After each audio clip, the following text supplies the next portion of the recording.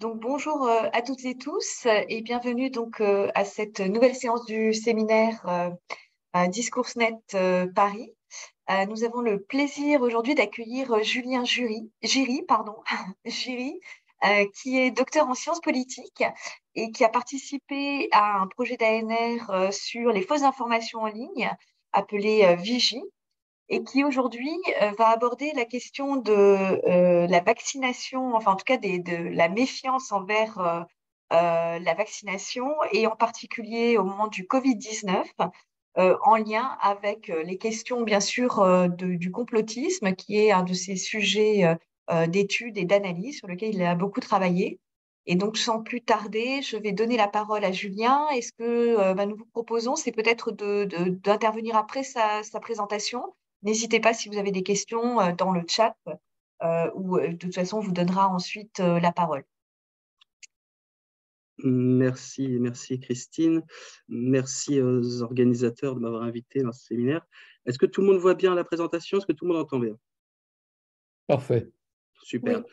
Alors, je vous remercie. Alors, je vais démarrer cette présentation. Effectivement, il s'agira de revenir un petit peu sur la complotisation des défiances et citations vaccinales, en particulier dans le contexte que nous connaissons depuis 2 ans, un peu plus peut-être même maintenant, qui est la Covid-19.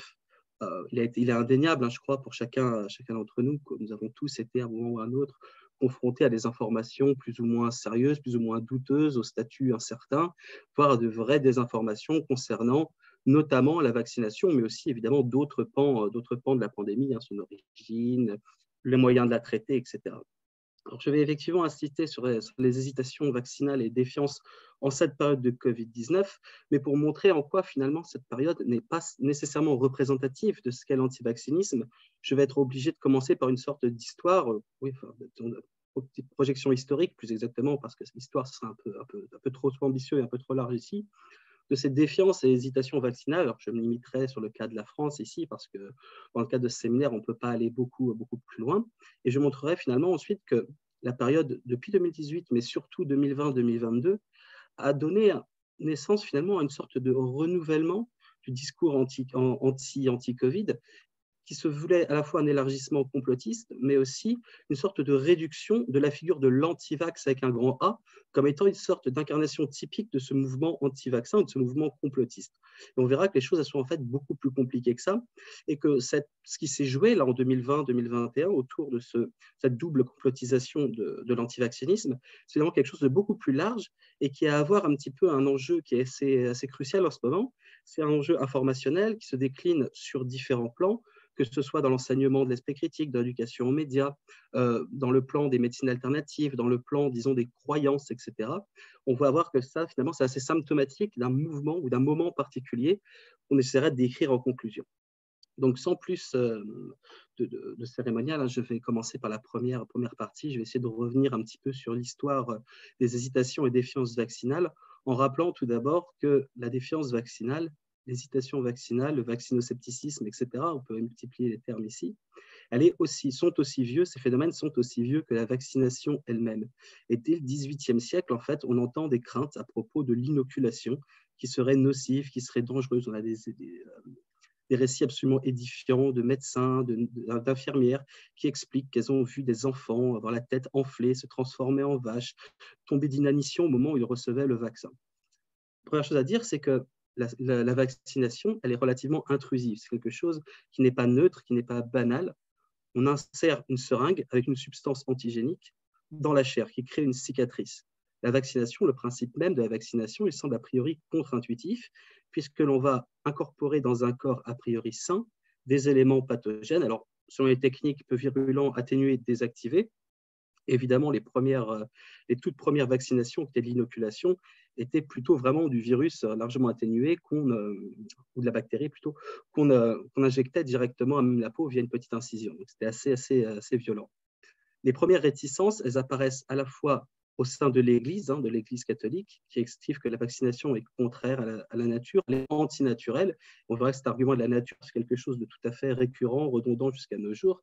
Et c'est un point de vue plus philosophique, moral, où la vaccination apparaît comme contraire aux libertés individuelles, le choix de la maladie, le choix du vaccin, le choix d'être malade, le choix d'être pas malade. Et tout ça aboutit en 1879 avec la première création en France essentiellement, mais aussi un peu en Belgique, de la Ligue universelle des anti-vaccinateurs, qui rassemble de nombreux médecins opposés à l'inoculation favorisée, pour ne pas dire imposée, par la Troisième République.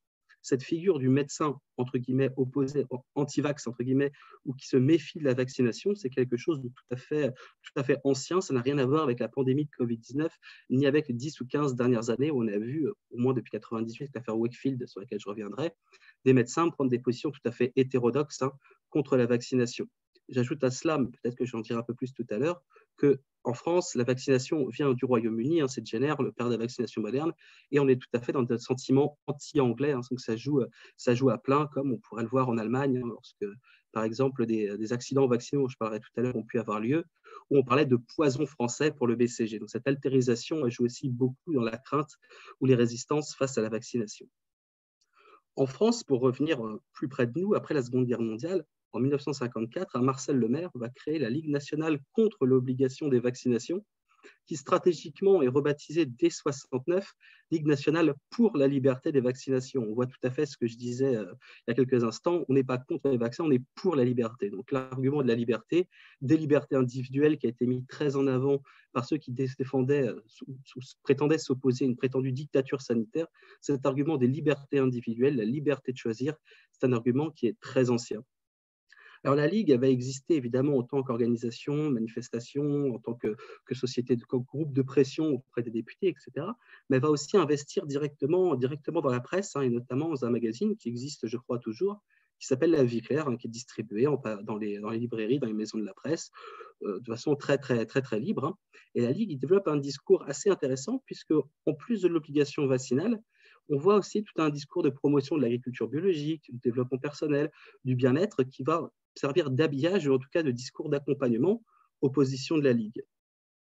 Dans les années 70, la Ligue est quasiment à son apogée, et elle séduit de façon assez intéressante plusieurs types de populations. Il n'y a pas vraiment un courant politique, une catégorie sociale ou une frange de la population qui serait plus anti-vax que les autres, en tout cas pas de façon décisive. C'est par exemple, elle va séduire à la fois des gens issus du maurassisme, du catholicisme traditionnel, du poujadisme, du catholicisme intégriste. Ça, c'est encore quelque chose de tout à fait présent aujourd'hui. Lorsque vous avez des clusters ou des épidémies de rougeole, de rubéole ou d'oreillons, c'est souvent les écoles privées hors contrat catholiques où il y a vraiment de la transmission forte parce que personne n'est vacciné, donc ça crée vraiment des clusters. Ainsi que des acteurs venus également de la gauche, des acteurs plutôt venus des différentes familles de la droite, mais aussi les acteurs venus de la gauche, des gauches environnementalistes, des mouvements naturalistes, et voire aussi de certains groupes New Age. Donc, tout ça pour dire rapidement que l'antivaccinisme, historiquement, le vaccinoscepticisme, les hésitations et les défiances vaccinales, elles ne constituent en rien un mouvement totalement homogène et qui puisse être réductible au complotisme. Bien au contraire, les complotistes sont extrêmement marginaux dans le mouvement anti-vax jusqu'à très récemment, et en tout cas ne peut pas être considéré comme la figure de l'anti-science avec un grand A. J'y reviendrai un peu plus tard. Donc voilà, pour donner une espèce de panorama assez rapide des différents arguments principaux qui sont mobilisés. Alors bien sûr, ici, ce sont des idéotypes. C'est très difficile dans la pratique de distinguer un argumentaire ou un discours qui serait purement basé sur des arguments pseudo-scientifiques, sur des éléments politiques, etc. Souvent, c'est tout à fait entrecroisé, entremêlé. Donc, on voit quand même qu'il y a une déclinaison assez importante d'arguments qui se situent à des niveaux différents. Ces éléments pseudo-scientifiques, les vaccins sont toxiques, c'est le cas du ROR, dont je reviendrai dans un instant en parlant de l'affaire Wakefield, ce médecin britannique qui expliquait que le ROR pouvait causer l'autisme. Il y a aussi d'autres arguments du style, il n'est pas prouvé scientifiquement que les vaccins sont sûrs. Les vaccins ne sont pas sûrs à 100%. Nous ne sommes pas contre les vaccins à cause des effets secondaires ou des adjuvants. Les vaccins ne servent à rien. Ça, c'est un argument qu'on va retrouver assez souvent mobilisé, notamment autour des thèses hygiénistes. La maladie a reculé, ce n'est pas parce que le vaccin a été mis en place, c'est parce que des mesures de salubrité ou d'hygiène publique ont été mises en œuvre, type par exemple création d'égouts, bouchage de rivières, amélioration du ramassage des ordures, etc. Donc, un tas d'argumentaires qui sont mobilisés sur ce sujet-là. Et des arguments qui sont simplement qui ne s'opposent pas totalement à la vaccination, mais qui sont plutôt l'hésitation vaccinale. C'est-à-dire que mon enfant, mon bébé est trop jeune pour être vacciné, son immunité n'est pas assez forte, on va attendre quelques années qu'il soit plus fort, plus costaud, et à ce moment-là, on le fera vacciner. Il y a de bons et de mauvais vaccins. Ça, c'est une attitude qu'on retrouve extrêmement souvent chez beaucoup de gens qui sont sceptiques face à la vaccination. Alors oui, je vais me faire vacciner contre, je ne sais pas, moi, par exemple, le ROR, mais par contre, je ne ferai pas vacciner ma fille ou mon fils contre le papillomavirus. En France, ça ne concerne que les filles. Dans d'autres pays, ça concerne aussi les garçons. Ils ont sans doute fait un meilleur choix, ces pays-là, on pourra en discuter après. Mais bon, je ne vais pas faire vacciner ma fille contre le papillomavirus parce que ça veut dire qu'elle va avoir des relations sexuelles. Donc, il y a tout un tas de choses comme ça, d'hésitations. Des arguments qui sont plus philosophiques ou moraux, je disais la liberté de choisir entre la maladie ou le vaccin. Et cet argument assez massu, souvent qui a avancé l'argument Galilée, la science s'est déjà trompée par le passé. Vous voyez, un peut avoir raison contre tous, c'est pas parce qu'il y a un consensus médical. D'ailleurs, en général, ils interrogent même le consensus médical sur la vaccination, parce qu'il y a un consensus médical sur la vaccination qu'ils ont forcément raison. Donc, la vaccination est contre nature. Les parents savent mieux ce qui est bon pour leurs enfants que les médecins, que l'OMS, que le ministère de la Santé, etc. Des éléments plus politiques. Les vaccins sont créés par Big Pharma pour réaliser des profits éhontés. Alors, cet argument est tout à fait audible en soi, notamment à partir du moment où les vaccins monovalents qui étaient très efficaces sont tombés dans le domaine public et ont été remplacés par des examens polyvalents, hexavalents notamment, qui sont plus complexes, plus difficiles à mettre en œuvre et qui nécessitent de nouveaux brevets. Donc, ces arguments ne sont pas nécessairement inaudibles. Un argument politique encore, c'est le peuple ne peut pas avoir tort face aux élites corrompues, donc des formes de populisme, y compris de populisme médical, comme on a pu le voir notamment dans le cadre de Didier Raoult, avec l'idée qu'il fallait des éléments extrêmement puissants, agir immédiatement. Donc ça, je renvoie à plus d'explications, un petit encadré dans un article que j'avais fait pour Quaterny il y a quelques temps. Et évidemment, enfin, des éléments conspirationnistes extrêmement minoritaires, extrêmement peu nombreux, finalement, cet argumentaire anti-vax traditionnel. Nous sommes des cobayes humains. On cherche à nous implanter des micropuces. Cet argument est relativement récent, des années 90 environ.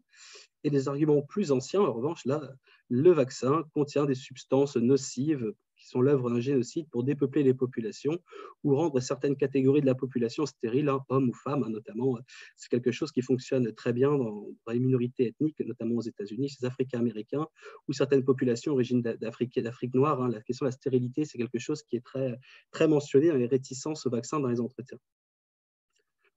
Bref, quoi qu'il en soit, au-delà de ça, les hésitations et oppositions vaccinales demeurent un phénomène extrêmement résiduel et marginal au XXe siècle et largement absorbable par la société.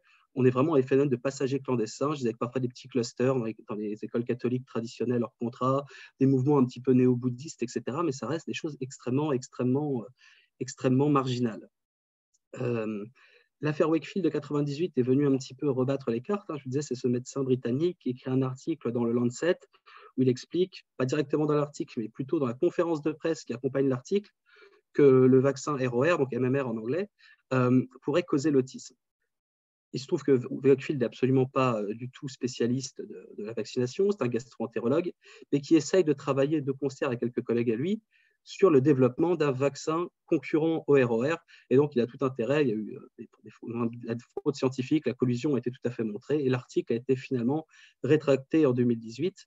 Il n'empêche, pour la petite anecdote, que ce monsieur Wakefield, qui est radié de l'ordre des médecins au Royaume-Uni, continue à exercer aux États-Unis, notamment dans le Minnesota et au Texas. Et il a une très forte influence sur la communauté somalienne du Minnesota, qui a vu sa couverture vaccinale en quelques années chuter de 50 points sur le ROR et entraîner des décès d'enfants, des intubations, des formes très graves, etc., de stérilité. Donc, on voit vraiment que quand la couverture vaccinale chute drastiquement, il peut y avoir vraiment des choses assez dramatiques.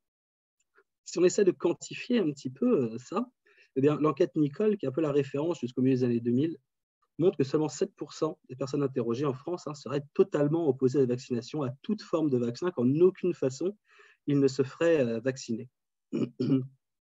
Depuis 2010, les cartes elles ont été un peu rebattues et plusieurs éléments peuvent expliquer la progression de la visibilité au moins de ces hésitations et de ces défiances vaccinales. Évidemment, tarte à la crème, l'émergence des réseaux sociaux numériques comme chambre d'écho, des positions tout à fait hétérodoxes qui jusque-là n'avaient pas vraiment d'accès au grand public, ou en tout cas à certains types de publics qui cherchaient moins d'informations, ou en tout cas qui ne cherchaient pas d'informations, ou moins d'informations sur le web, clairement. La loi Buzyn de 2018, qui passe de 3 à 11 vaccins obligatoires, était un premier marqueur, on verra tout à l'heure, dans l'imaginaire anti-vaccin, en tout cas la complotisation de l'antivaccinisme. Ça a vraiment été ça. Ça a été pourquoi est-ce qu'ils veulent faire autant de trucs à nos enfants, ils ne savent pas ce qu'ils font, c'est très dangereux. Évidemment, la pandémie de Covid-19, mais ça, je viendrai sur ma deuxième et troisième partie. La visibilité, notamment numérique, de médecins ou de pharmaciens en position hétérodoxe, qu'on pense au professeur Henri Joyeux, qu'on pense à Serge Rader, qu'on pense à tout un tas de médecins, Christian Perron actuellement, etc., qui ont donné une sorte de caution ou d'onction scientifique ou pseudo-scientifique à des positionnements en faisant croire qu'il y avait une sorte de controverse sur la vaccination alors qu'il n'y en a pas. Et ces opinions dissidentes, souvent émises par des médecins qui ne sont pas des spécialistes de vaccination, ont joué un rôle très important au lieu public. Vous voyez, un médecin, prix Nobel, etc., a expliqué que le vaccin était dangereux. Le médecin, il sait de quoi il parle. Mais il y a eu aussi la médiatisation de scandales sanitaires réels, tout à fait incontestables. Évidemment, l'affaire du sang contaminé, le Mediator, les prothèses PIP, le talc de Morange, etc., qui sont souvent avancés par les acteurs anti-vaccins et complotistes de nos jours pour expliquer que, vous voyez, il y a des précédents légitimes qui permettent de légitimer leur position actuelle. Et la mauvaise gestion de la grippe H1N1 par les autorités publiques a aussi joué. D'ailleurs, c'est très intéressant de noter que dès 2010, l'Assemblée parlementaire du Conseil de l'Europe écrit dans son rapport que, regarde la mauvaise gestion de la grippe H1N1, il ne faudra pas s'étonner si une partie du public refuse de suivre les mesures sanitaires si une crise plus grave encore survenait. On est vraiment en plein dedans, il avait vraiment anticipé. Ils sont également convoqués, et notamment très médiatisés sur le web, des accidents réels de la vaccination. Je disais tout à l'heure, le poison français, c'est ce qui se passe en 1930 à Lübeck, en Allemagne, où 250 à 300 enfants ont des effets secondaires extrêmement graves, avec des décès, après avoir été injectés du BCG. Immédiatement, la presse allemande, dans le contexte qu'on connaît de post-seconde guerre mondiale, mais qui déjà annonce quelque part ce que va être un petit peu les relations franco-allemandes quelques années plus tard, si je puis m'exprimer ainsi. Alors, on parle de poison français. Le BCG, c'est le poison français. Alors qu'en fait, les enquêtes montrent ensuite que ce n'est pas du tout un poison français, c'est que les Allemands ont mal préparé, ont mal conservé les doses qu'ils ont injectées aux enfants. Et on a ça aussi, un deuxième exemple très important de ratés vaccinaux. En 1955, aux États-Unis, qu'on appelle le drame de Cutter, dans la ville, dans cet endroit à Cutter, il y a eu des injections de poliomyélite avec un agent non désactivé. Du coup, ça a donné une grande épidémie de poliomyélite dans ces endroits. Et ça a été quelque chose de très dramatique. Donc voilà, donc on en arrive à peu près ici, mais finalement, après 2010, on voit, il semblerait en tout cas que la confiance de la population française dans les vaccins chute drastiquement. On voit ici sur la carte, là, c'était la question, c'est au bout du compte, pensez-vous que les vaccins sont sûrs? Et on a les pourcentages ici, plus c'est rouge, plus les gens sont en désaccord avec le fait que les vaccins sont sûrs. Et on voit l'impression, c'est terrible comme ça, en regardant la carte, que la France, c'est vraiment le pays le plus défiant. Cette impression, elle est confirmée en 2018 par l'étude internationale Global Monitor de Wellcome International, qui montre l'attitude sur les vaccins. Pensez-vous que les vaccins servent à quelque chose? Et on voit qu'on a à peu près 18% des gens qui pensent que non, les vaccins, ça ne sert pas à grand-chose. Quand on compare avec d'autres pays, on voit évidemment tout de suite que ça a l'air vraiment massif. Des pays comme la Russie, le Canada, les États-Unis, on pourrait se dire, même l'Arabie Saoudite, la Turquie, on pourrait se dire a priori, tiens, ce sont des pays quand même qui pourraient être plus défiants vis-à-vis de la vaccination. Eh bien, pas du tout. Et c'est exactement la même chose si on demande aux gens, pensez-vous que les vaccins sont sûrs? 33%, un tiers quasiment des répondants dit non, on n'est pas sûr, on n'est pas certain que les vaccins soient vraiment sûrs. Et là aussi, encore une fois, on est un peu les champions du monde si on se réfère à ce type d'études. Cependant, ce constat doit être largement relativisé puisqu'on n'est vraiment que sur du déclaratif à un moment donné, notamment en 2018. Je l'ai dit tout à l'heure, on est sur le moment de la loi Buzyn, de passage à l'obligation de 11 vaccins, de 3 à 11 vaccins obligatoires. Donc, il y a un contexte qui fait aussi qu'il y a une sorte de l'opinion publique, l'attention de l'opinion publique est relativement braquée sur ces phénomènes, donc il faut faire un peu attention à ces effets de contexte, mais aussi rappeler quelque chose de très important, une précaution sociologique élémentaire, c'est que la déclaration de non-intention de se faire vacciner et ou la perception des vaccins ne sont finalement que faiblement corrélées à la pratique réelle de la vaccination, à l'acte médical en lui-même. Donc, j'ai dit l'attention vaccinale peut être évolutive.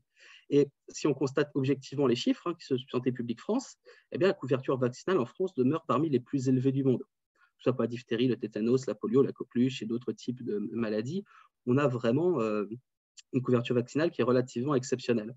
Et ça s'explique parce que finalement, les meilleurs déterminants à l'acte médical, à la vaccination elle-même, c'est moins ce qu'on trouve sur Internet, et ça c'est quelque part rassurant, que ce que fait l'entourage et ce que pense l'entourage, les parents, la famille, les amis, et surtout le rôle du médecin traitant qui a encore été remis en avant. Les dernières enquêtes qui ont été publiées là, concernant la Covid, notamment dans le cadre du groupe de recherche qui se met en place à SHS et Vaccins, on a eu plusieurs enquêtes différentes qui montrent vraiment que le rôle du médecin traitant, du médecin de famille, j'insiste, celui que vous connaissez, que vous faites confiance, qui vous suit depuis longtemps, celui que vous allez voir avec vos parents, celui qui a soigné éventuellement votre père, votre mère, votre grand-mère, etc. Il y a un rapport de confiance et de proximité qui joue à plein dans la décision vaccinale, et beaucoup moins que ce qu'on lit sur Internet. Alors peut-être une petite anecdote, simplement, pour ne pas prendre trop de temps, mais dans le cadre des entretiens qu'on a fait dans le programme Vigie, dont parlait Christine tout à l'heure, on a une dame comme ça qui s'est fait vacciner avec des problèmes de santé assez importants, et on lui demande pourquoi vous êtes fait vacciner, quel a été le déterminant. Mon médecin traitant m'a dit, toi, il faut absolument que tu te fasses vacciner, que tous les soucis de santé que tu as, etc. Cette dame s'est fait vacciner, nous dit avoir eu des effets secondaires très importants. Et pour elle, ça a été une rupture de confiance avec son médecin. Elle a décidé de changer de médecin traitant. Donc, on voit que ça marche vraiment dans les deux sens. La confiance, la proximité, c'est très important. Alors, qu'en est-il maintenant avec la COVID-19 ? Eh bien, la confiance semble relativement importante dans les savoirs scientifiques en général et médicaux en particulier, lorsque l'on cherche de l'information sur la COVID-19. L'enquête Science News qui a été publiée en 2021 montre que c'est absolument faramineux, quoi. Si on regarde à qui faites-vous confiance pour chercher de l'information fiable sur la COVID-19, eh ben, un peu ou beaucoup, on est à plus de 90, oui, on est presque 90% de personnes qui pensent que le médecin, les scientifiques sont des sources fiables. Et d'ailleurs, ça c'est tout à fait confirmé encore une fois par l'enquête Vigie, où on a demandé aux gens comment ils s'informaient sur la COVID-19. Eh bien, à part quelques enquêtés qui étaient vraiment dans les sphères de réinformation, très peu, l'ensemble des enquêtés physiques, donc plus de 25 ou presque 27 entretiens, et dans leur questionnaire, beaucoup nous ont dit c'est à notre médecin, c'est aux autorités scientifiques. Et on a été très surpris de voir que beaucoup de gens allaient consulter les sites de Santé publique France, du ministère de la Santé. Donc ça montre quand même que cette idée qu'il y a une sorte de perte de confiance généralisée d'être quand même relativement relativisée. Et on le voit aussi d'ailleurs avec l'évolution de l'intention vaccinale et de la pratique vaccinale, où lorsqu'en 2020, le vaccin n'est pas là, encore novembre, décembre 2020, où le vaccin est tout neuf, tout nouveau, il vient juste d'être produit. Je dirai un mot tout à l'heure sur le contexte dans lequel commence la vaccination en France.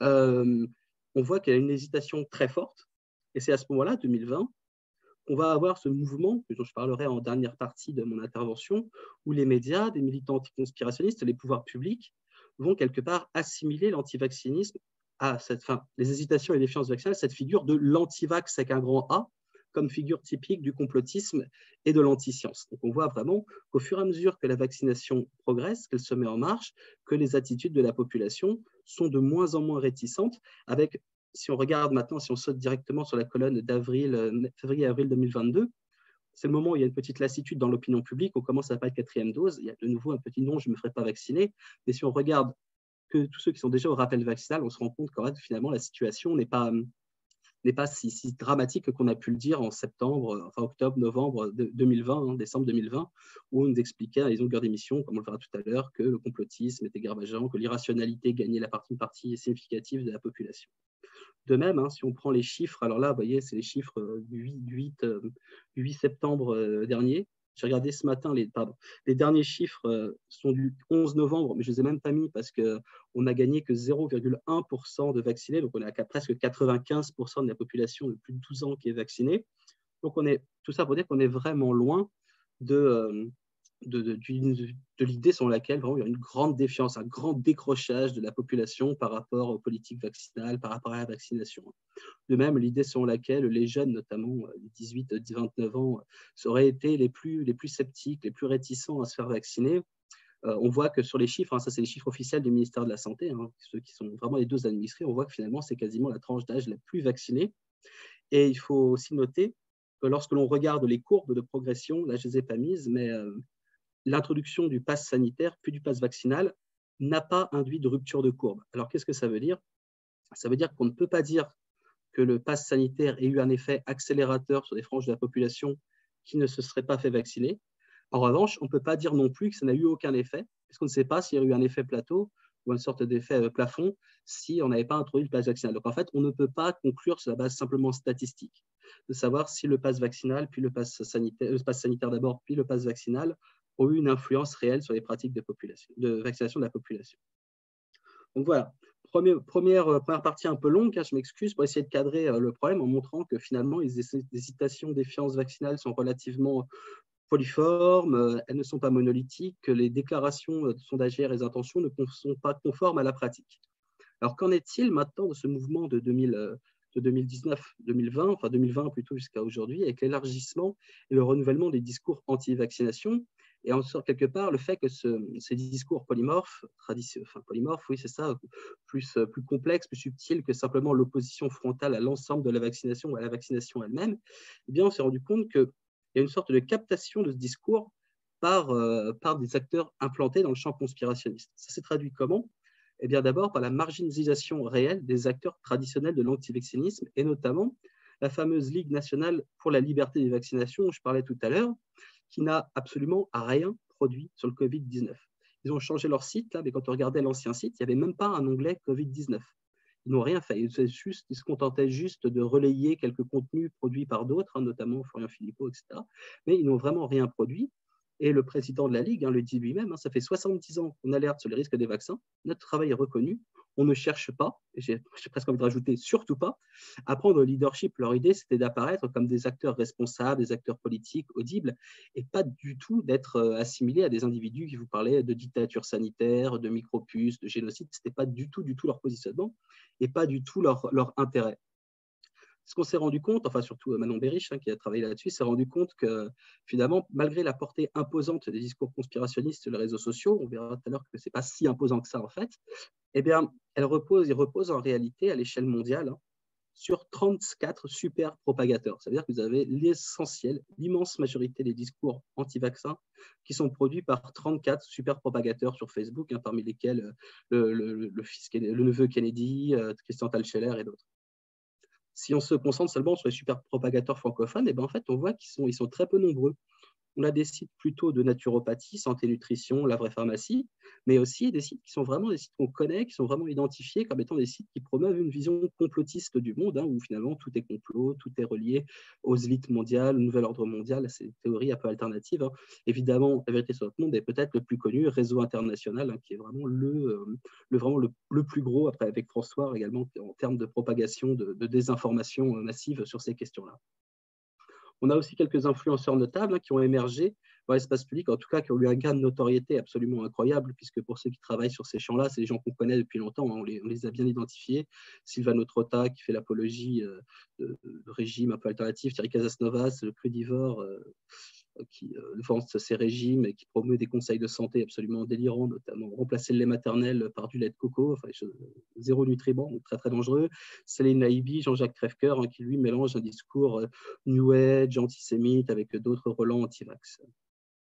Et surtout, ce qui s'est passé, c'est que la Covid-19 a vraiment renouvelé le champ de l'antivaccinisme. Au-delà d'acteurs qui étaient déjà implantés, comme ceux que je viens de dire, qui se sont vraiment emparés de cette question, de nouveaux acteurs sont rentrés dans le champ. Là, je vais essayer de faire un petit focus qu'on avait fait avec mon collègue Jérémy Nisset en 2022 sur ces nouveaux entrants dans le champ de l'antivaccinisme. Le cas de Réinfo Covid, nouvellement créé Réinfo Covid, et la captation vraiment de l'antivaccinisme par égalité et réconciliation. Alors, on aurait pu choisir Riposte Laïque parce que c'est à peu près la même chose, mais chez égalité et réconciliation, c'était encore plus manifeste. Donc, on a choisi ce cas-là, donc le site d'Alain Soral.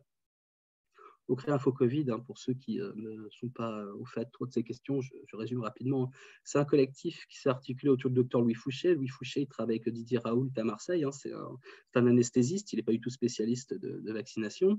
Et il a créé donc, ce site internet et son autoproclamé Conseil scientifique indépendant, où on retrouve tout un tas de figures contestataires qu'on a vu émerger depuis 2020. Christian Perron. Alors, Christian Perron, évidemment, ceux qui connaissent son parcours ne sont pas étonnés de le retrouver ici, même s'il a été très longtemps défenseur de la vaccination.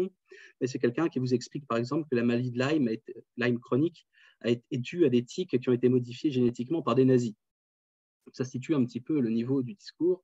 On a des gens comme Alexis Henry-Encaude, la députée Voneur, etc.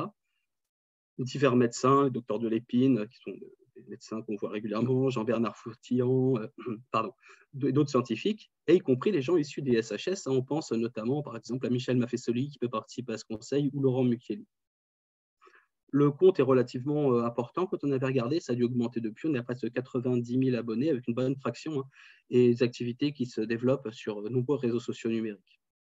Que fait ce site? Ce site et ses différentes déclinaisons mènent une campagne massive de désinformation sur les effets supposément néfastes des vaccins.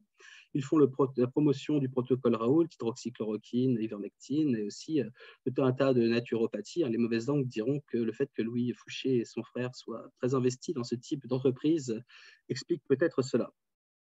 Surtout, nous, on a été étudier, moi j'ai été étudier les récits. Sur ce site internet, il y a une partie témoignage où les gens viennent raconter un petit peu leur expérience vaccinale. Évidemment, toujours des expériences traumatiques. Je montrerai quelques verbatims après. Et on s'est rendu compte au fur et à mesure qu'une sorte de récit type se met en place. Une personne âgée, une mère, un père, une grand-mère, vivant dans un EHPAD ou dans une région très éloignée de sa famille, donc en tout cas isolée, en parfaite santé ou souffrant de troubles cognitifs, notamment la maladie d'Alzheimer est très très souvent évoquée. Cette personne est vaccinée sans qu'elle soit vraiment consentante. Et soit elle décède quelques jours, quelques heures après le vaccin, à l'AVC, soit elle voit sa santé mentale se décliner fortement après l'injection. Alors c'est très intéressant parce que ce récit type, il est très très loin des arguments classiquement mobilisés pour s'opposer à la vaccination. Comme je disais tout à l'heure, chez des adjuvants, caractère non naturel et obligatoire des vaccins destinés à des enfants à l'immunité trop faible, c'est inopérant puisqu'on a affaire à des vaccins sans adjuvant, les fameux vaccins ARN messager, administrés en priorité à des personnes âgées sur base volontaire, dans un premier temps au moins. Et ça explique aussi, je disais, une certaine marginalisation des acteurs traditionnels, puisque leur discours, leur narratif n'imprime pas, il n'est pas en phase avec ce qui se passe. Donc là, voilà, je vous montre quelques verbatims rapidement, qui sont assez représentatifs de ce que je viens de dire, et on se rend compte que le site internet quand même fait un peu attention parce qu'ils mettent mise en garde. Ces témoignages sont le résultat font état du vécu des individus et ne sont pas en tout cas nécessairement sourcés scientifiquement. Donc on voit qu'ils sont vraiment très intéressants. Du côté des acteurs conspirationnistes également, la Fondation choisit étudier Égalité et Réconciliation, mais Riposte Laïque, c'est un peu la même chose. Il y a eu vraiment une volonté de récupérer l'antivaccinisme comme une sorte de nouvelle mode et de l'incorporer dans une vision du monde, ou en tout cas un logiciel idéologique préalablement établi. C'est tout à fait ça.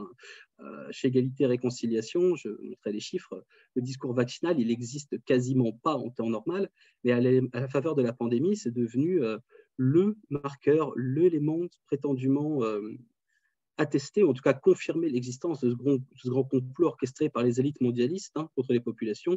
Alors, dans le narratif d'Égalité et Réconciliation, élite mondialiste, ça veut dire élite juive. D'ailleurs, Alain Soral ne se prive jamais de qualifier Agnès Buzyn d'Agnès Buzyn Lévy. Et lorsque, dans une vidéo sur le couillonavirus, il égrène la liste des patronymes des responsables de la santé publique en France, il ne peut pas s'empêcher de dire que ça ressemble à la liste de Schindler. Donc on voit vraiment que c'est tout à fait clair. Alors, comment on a montré que c'était devenu central? On a regardé un petit peu quand est-ce qu'il parlait de vaccins.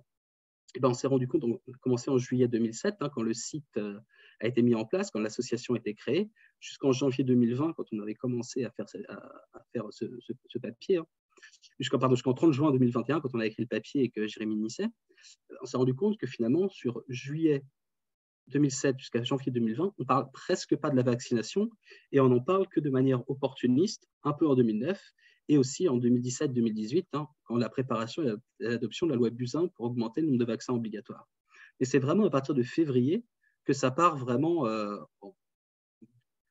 qu'ils se saisissent du sujet à bras-le-corps et ils n'écrivent quasiment plus que là-dessus. Les vidéos, les émissions de radio, les textes, enfin bref, tout un tas de productions qui se met en place autour de cette question. Alors, on a récolté ça à partir de mots-clés, à partir de requêtes mots-clés, donc vaccin au singulier, vaccin au pluriel, vaccinal, vaccination.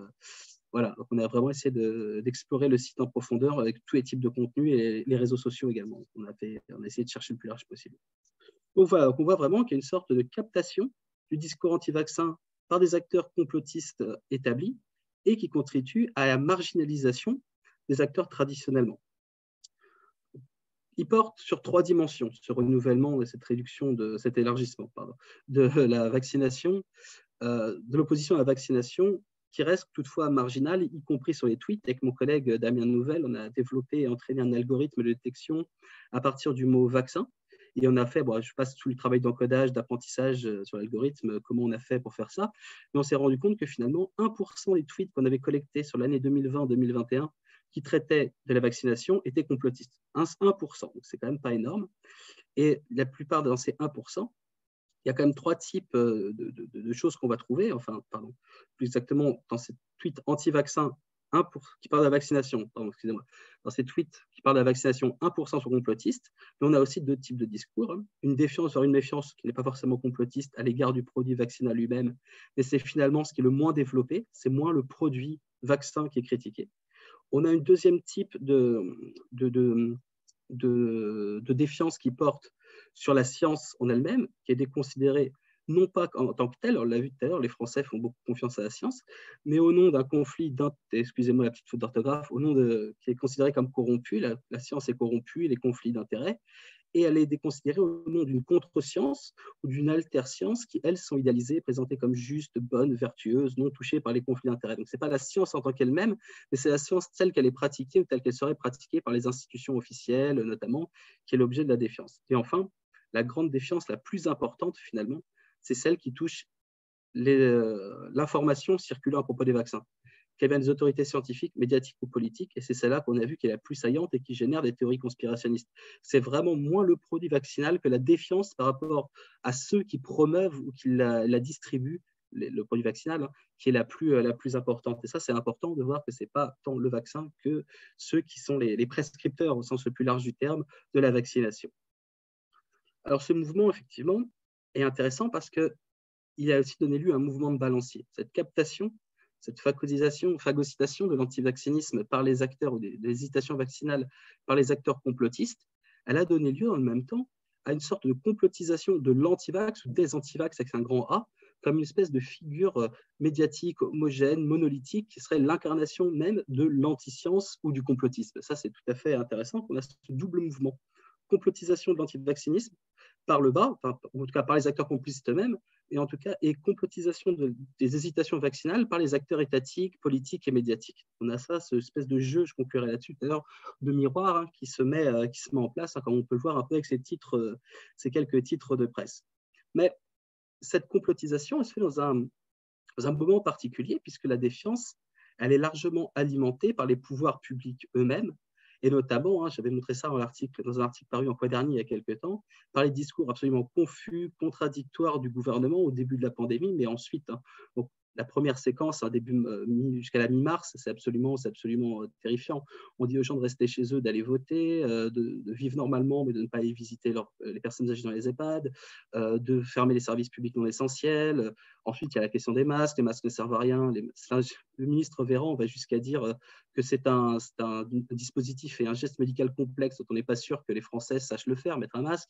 Donc, on a vraiment toute une défiance qui est alimentée par les discours gouvernementaux, mais aussi, comme l'a montré Anna Zelinska, par les médias eux-mêmes, dans la mesure où, notamment, contrairement à l'Allemagne, la Suède ou au Royaume-Uni, on a un discours très optimiste sur l'arrivée des vaccins dans les médias traditionnels, dans les médias mainstream. J'entends, on a un discours sur, ça fait plusieurs années qu'on travaille sur les technologies ANR, les vaccins vont être bientôt prêts puisque les scientifiques travaillent beaucoup, ce sont des techniques, on a l'expérience du SARS, on a l'expérience du MERS, etc. Donc on ne part pas d'une feuille blanche.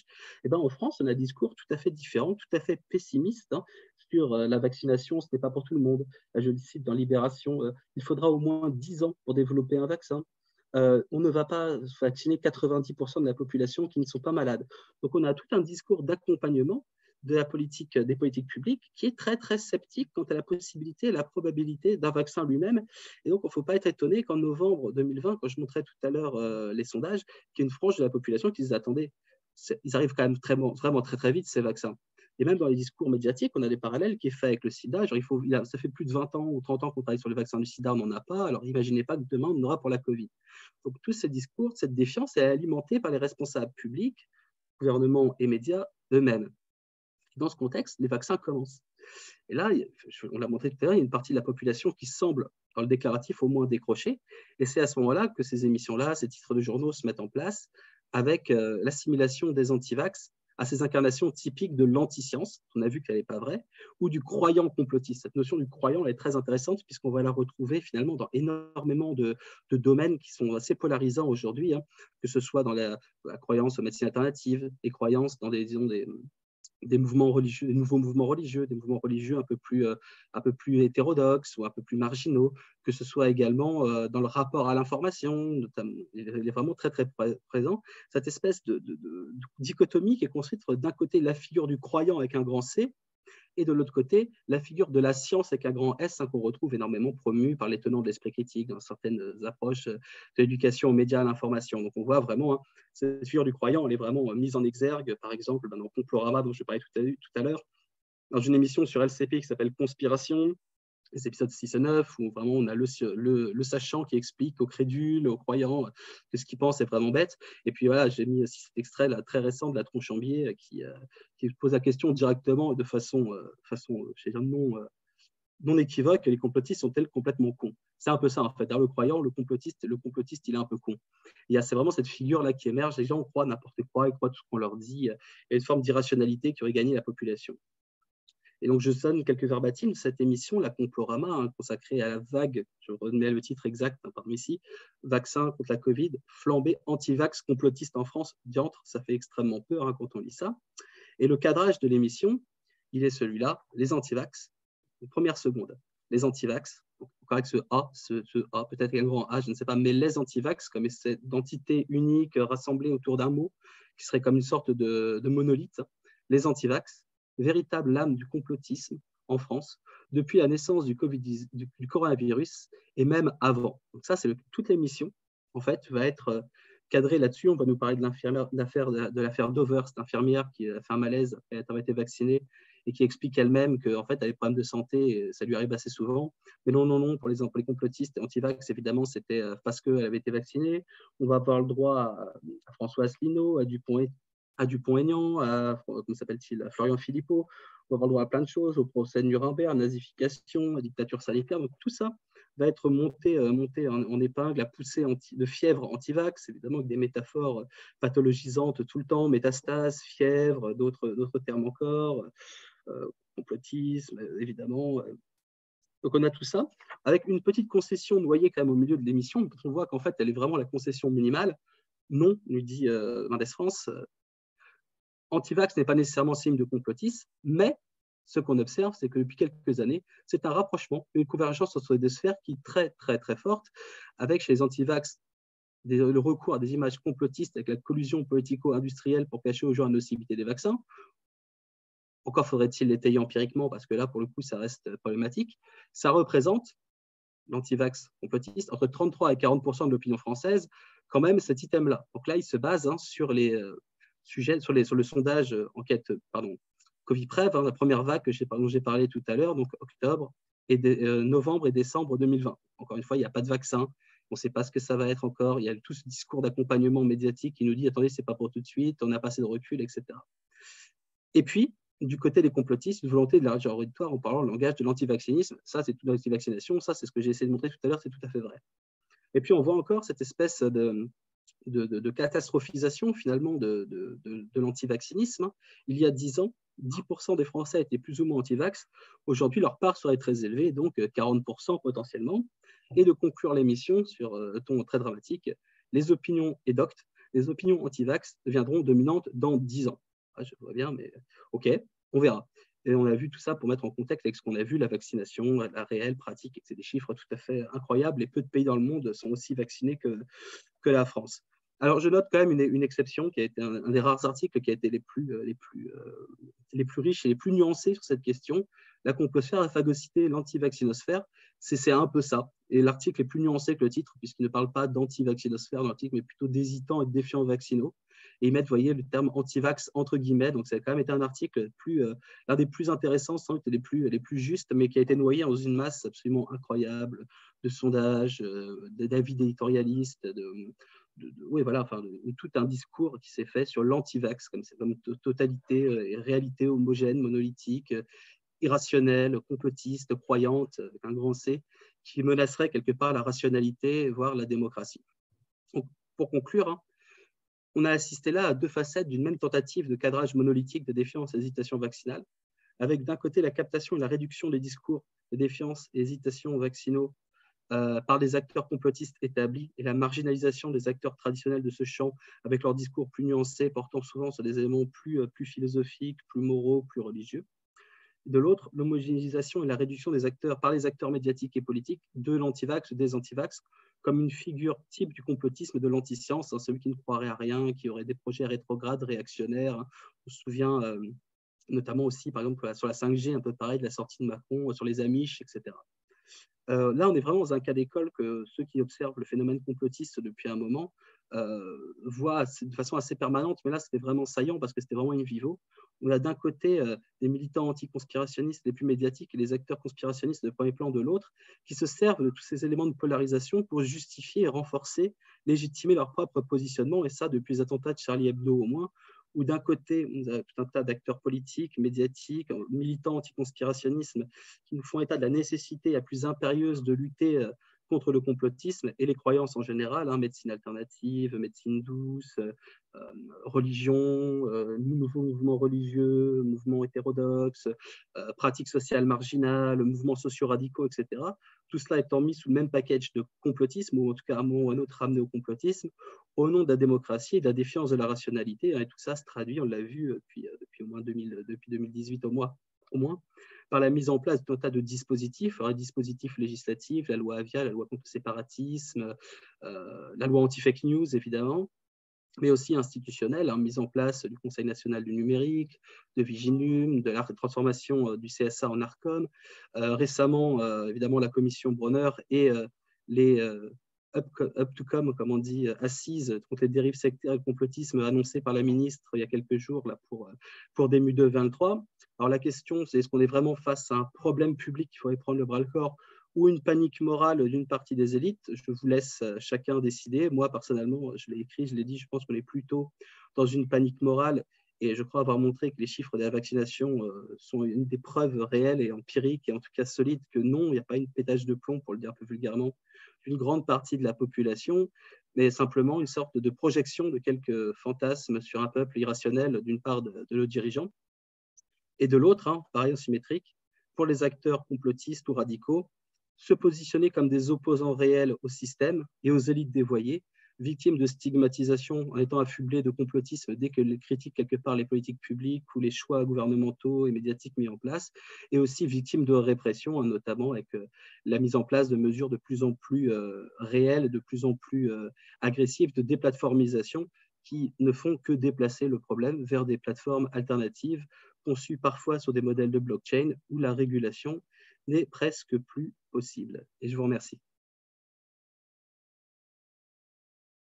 Merci beaucoup, Julien, pour vraiment cet exposé très clair, très vivifiant et qui recontextualise à la fois la question vaccinale, mais aussi l'actualise avec la COVID-19. Alors, je ne sais pas si vous avez des questions, des remarques.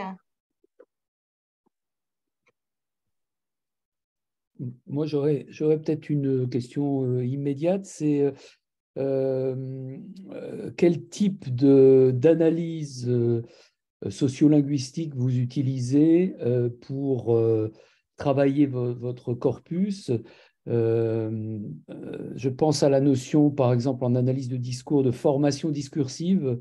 Est-ce qu'elle vous semble d'un intérêt quelconque pour travailler ces discours qui ont émergé, qui ont une généalogie finalement, qui sont dans des relations de positions idéologiques opposées ou disons en conflictualité, et si cette notion était un peu pertinente pour votre objet, qu'est-ce que vous pensez du coup de la question de l'interdiscursivité? Est-ce qu'on trouve la trace dans un des discours de l'autre, d'une reprise de l'autre, et quel rapport au discours autre est construit par chacune de ces formations discursives? Voilà, c'est une question un peu d'analyse de discours qui me semble immédiate quand on travaille avec un appareillage théorique en sociologie, sociologie des médias, disons, sociologie du langage appliquée au phénomène médiatique ou communicationnel. Alors, peut-être préciser d'abord, moi je viens de la sociologie politique, donc forcément déjà je m'intéresse moins comme ça, disons, à des approches narratologiques, hein, clairement, mais plus à des positionnements. Donc c'est vrai que je vais moins aller sur ce type d'outillage. En tout cas, ce qui est sûr, c'est que sur l'interdiscursivité, elle est permanente.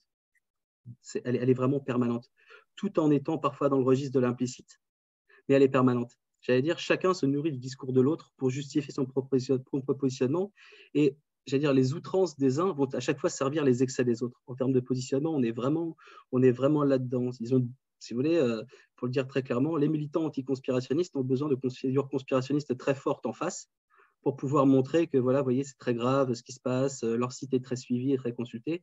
Et de l'autre côté, ils ont besoin, les militants complotistes ont besoin aussi de ces positions parfois assez radicales en termes de cadrage de ce qui s'expose sur le conspirationnisme. Là, il faudrait que je prenne du temps pour expliquer qu'il y a plusieurs types de positionnements, d'approches de ce phénomène-là en termes de recherche en sciences sociales.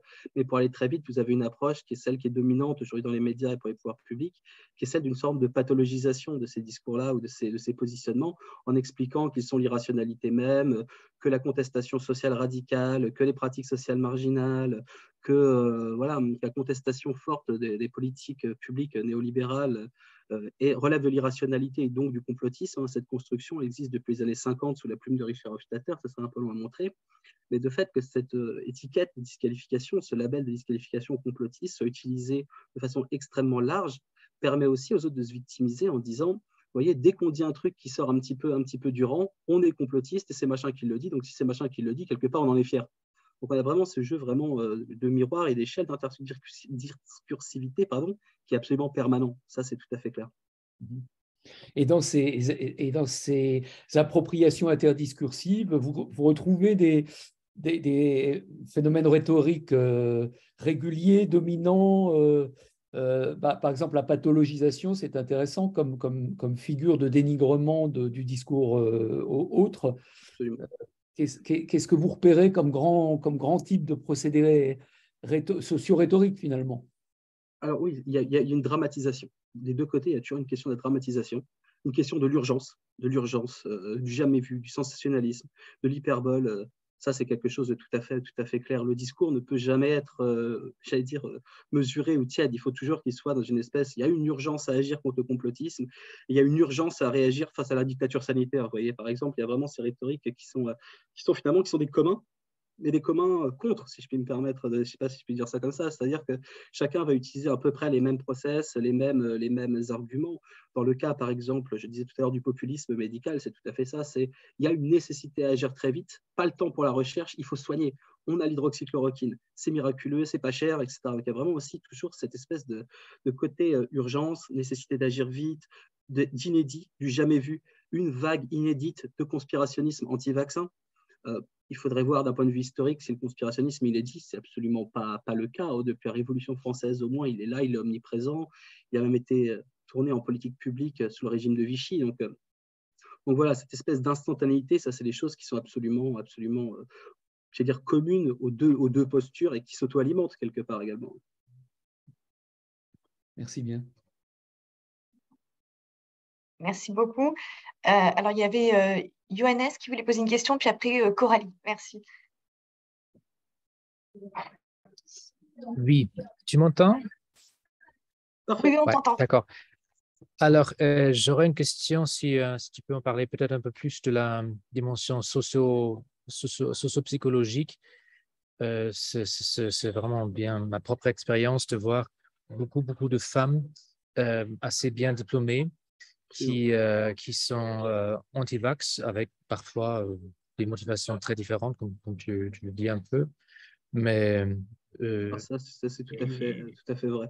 les études sont vraiment robustes là-dessus, effectivement, sur les différents types d'hésitation vaccinale. Je ne parle pas de complotisme, je parle vraiment d'hésitation à défiance vaccinale. C'est quelque chose qui, effectivement, il y a toujours une surreprésentation des femmes dans les études, de 5 à 10 points en moyenne, qui montrent. Alors, les explications qui sont avancées souvent, c'est que c'est les sujets traditionnellement qui sont vraiment dans les stéréotypes de genre qui leur sont assignés, la santé des enfants, le care et tout. Donc, effectivement, ils font davantage de recherches sur Internet. Les pédiatres vont nous le dire, l'essentiel des parents présents dans les salles d'attente, ce sont des mamans. Donc, effectivement, elles ont une sensibilité particulière à ces sujets-là et qui font, en plus, si on regarde comment le ranking Internet des sites sur la vaccination, les sites anti-vax sont super bien rankés sur Google. On tape infovaccin.fr, ça a l'air vachement bien, ça a l'air vachement sûr et tout, et on tombe sur le site de la Ligue nationale pour la liberté des vaccinations. Donc, un truc qui va vous expliquer que c'est très dangereux, que c'est grave, qu'on n'est pas sûr, mais avec une certaine subtilité. Il y a 10-15 jours, là, sur France 5, à 20h40, il y a un documentaire qui s'appelle Des hommes et des vaccins, qui est passé et qui a fait la promotion de tous les arguments d'hésitation vaccinale en pleine période pandémique. Tranquille. C'est passé avec des médecins qui vous expliquaient, oui, mais vous savez, c'est l'hygiène publique, les vaccins, oui, mais l'hygiène publique, on n'est pas tout à fait sûr. Est-ce que certains vaccins sont vraiment nécessaires, en fait? On n'était évidemment pas dans Hold Up, on était dans quelque chose de beaucoup plus subtil, de beaucoup plus fin, et ça fait dire à Télérama que c'était très bien comme documentaire, puisque ça permettait de sortir des polémiques stériles sur les pro- et anti-vaccins et d'étudier véritablement une controverse. Et non, il n'y a pas de controverse sur les vaccins, c'est pas vrai. Merci. Coralie?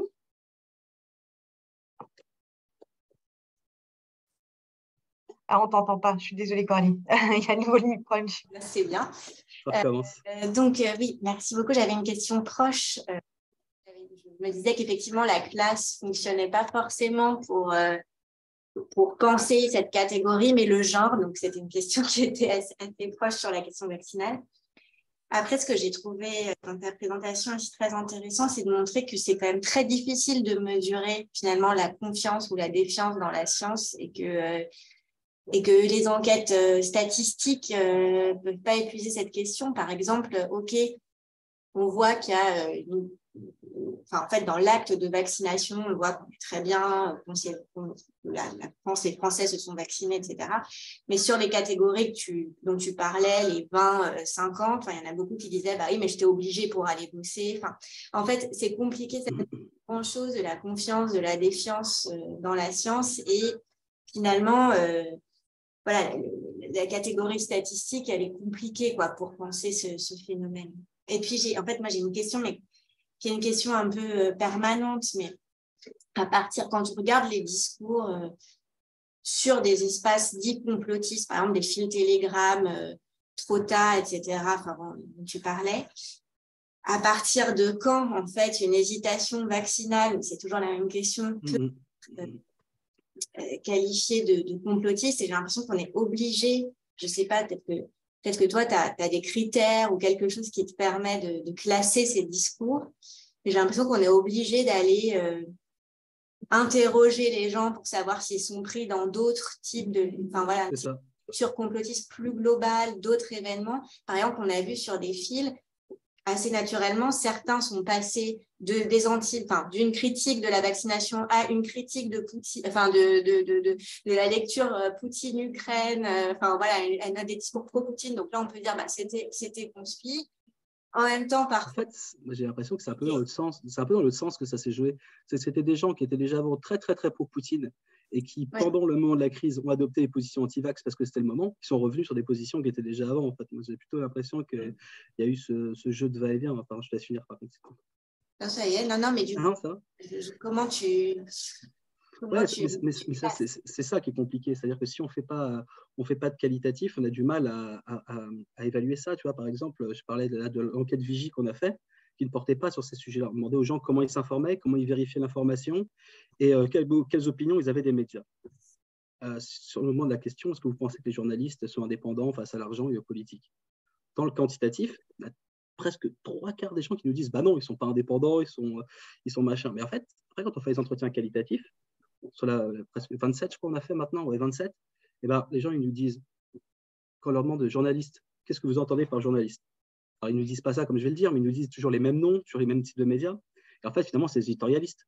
Ils ont assimilé la catégorie éditorialiste à la catégorie journaliste parce qu'il y a une très faible connaissance de la sociologie, de la division sociale du travail du champ. Et quelque part, tu les interroges, ah ouais, mais finalement, tous, ils connaissent quelqu'un qui est un bon journaliste.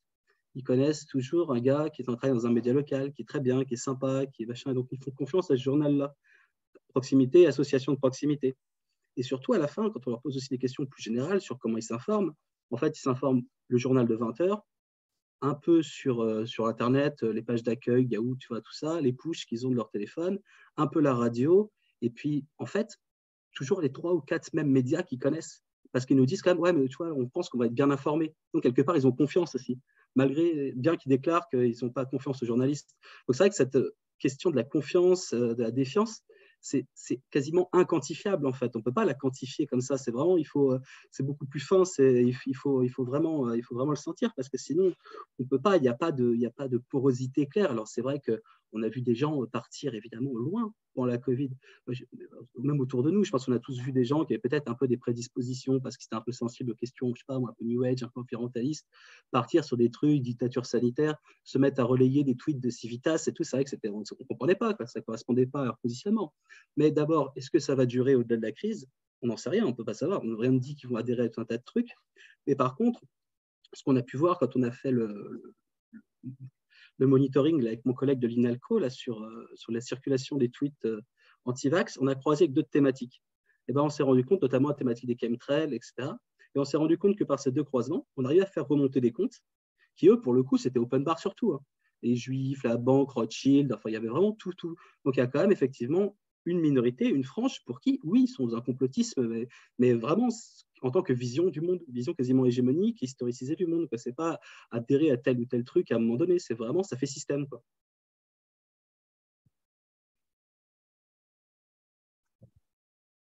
Je ne sais pas s'il y a d'autres questions ou remarques. Je voudrais rebondir justement. Oui, pardon Agnès. Oui, pardon, je n'ai pas trouvé où mettre la main, là. Je viens de changer de logiciel. Oui, en fait, j'avais juste une question sur la définition que vous donneriez au mot controverse. Voilà, au-delà même de la thématique en fait considérée, ça m'intéresserait. Voilà. Oh, oui, c'est un des grands sujets, la question de la controverse, la définition de la controverse. Je crois que la controverse, il faut d'abord qu'on soit d'accord sur un certain nombre de communs, sur ce qui fait l'objet de la polémique et du débat. Et la controverse s'inscrit nécessairement dans un espace normalement qui est un espace de la connaissance, de la science, celui qui va être normalement construit sur une opposition entre des positions, des postulats, des vérifications, etc. Là, on n'est pas du tout là-dedans dans la question des vaccins. Il n'y a pas de controverse au sens médical. Il y a une polémique qui peut être créée par certains individus, la fausse controverse, ou en tout cas faire croire qu'il n'y a pas un consensus scientifiquement établi là-dessus. C'est comme pour le réchauffement climatique. Quand on vous dit que le réchauffement climatique a des controverses, non, il n'y a pas de controverse sur le réchauffement climatique. Vous avez des gens qui ont des positions de nier le réchauffement climatique, son existence, et qui, parce qu'ils ont des positions institutionnelles parfois, médecins, chercheurs, etc., jouissent de leur privilège de position, de leur légitimité situationnelle quelque part, pour dire que, en fait, c'est peut-être pas si sûr que ça.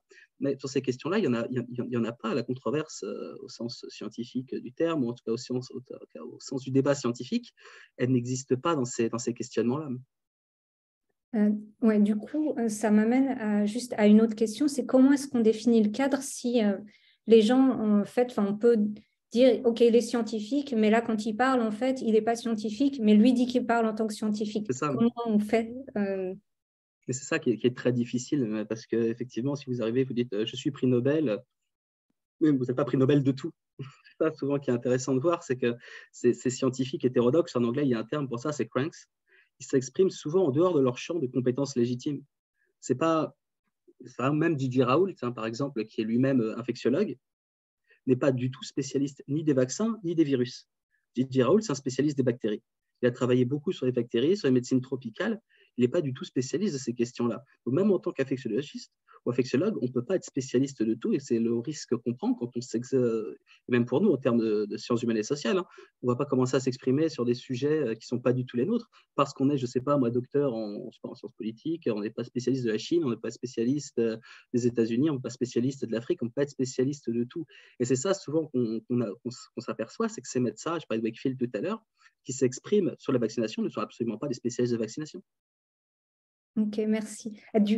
je rajoute encore une question, mais c'est un peu tirer le fil, mais du coup, comment on fait confiance à la parole politique, par exemple? Parce que les politiques, ils sont experts de pas grand-chose à part de se faire élire, finalement.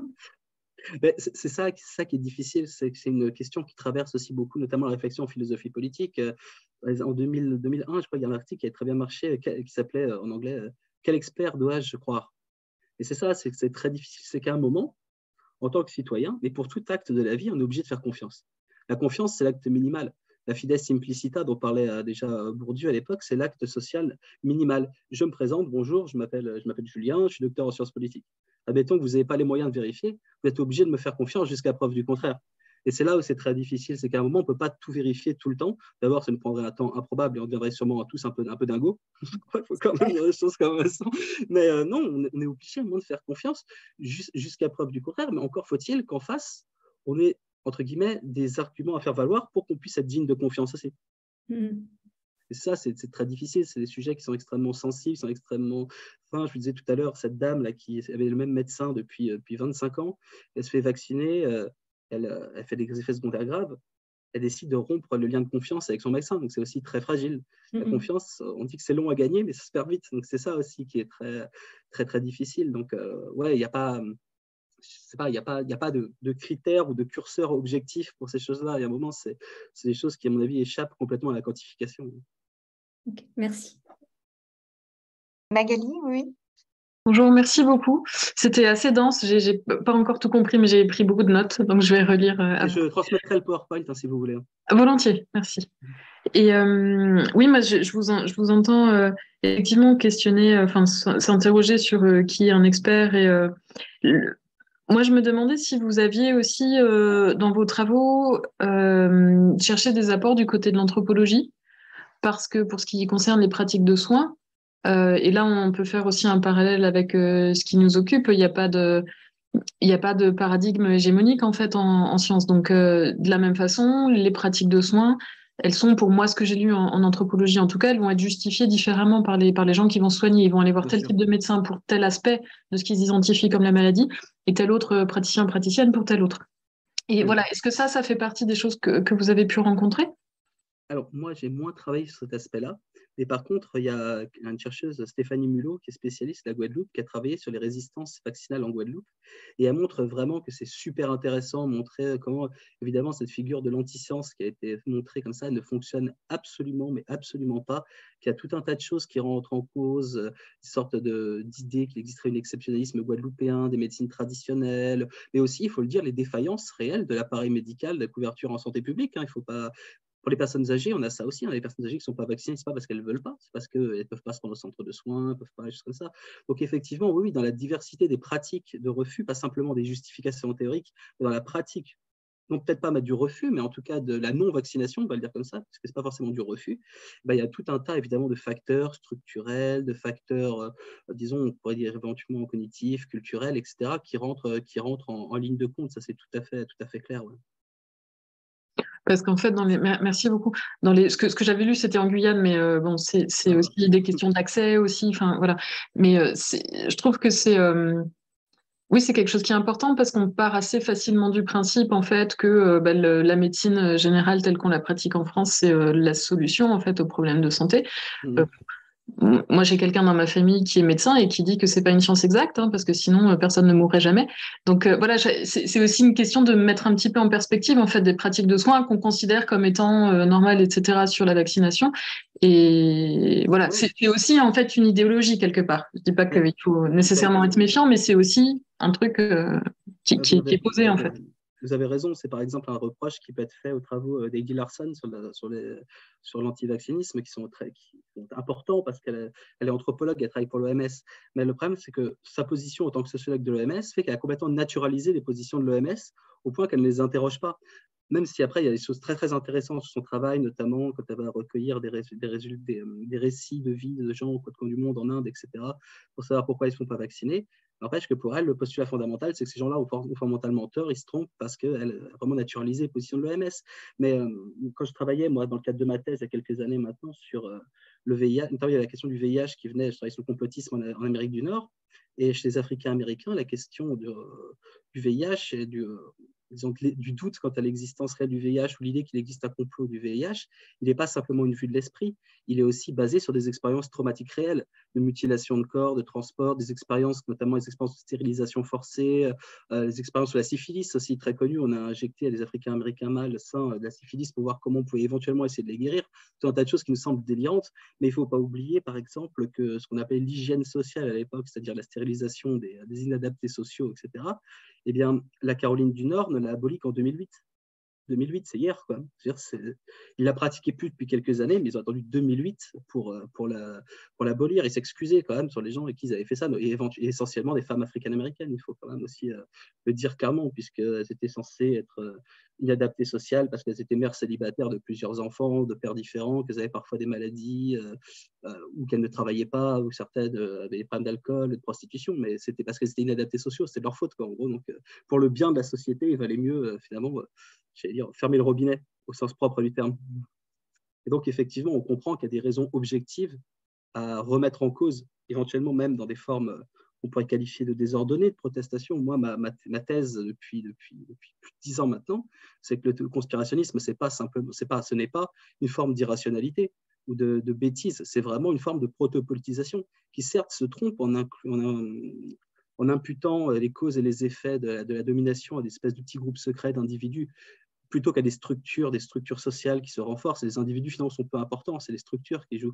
Moi, c'est vraiment la thèse qui m'oppose, par exemple, au cognitivisme, qui s'explique que non, c'est les dispositions mentales, les dispositions du cerveau, le système 1, des intolérances à ceci, néophobie, intolérance aux inégalités aussi, ou des choses comme ça, paranoïa, schizotopie, enfin bref, des choses comme ça. Non, pour moi, ma thèse, c'est que c'est des fondements sur du politique et du social, avant d'être sur du neurologique ou cognitif, quoi.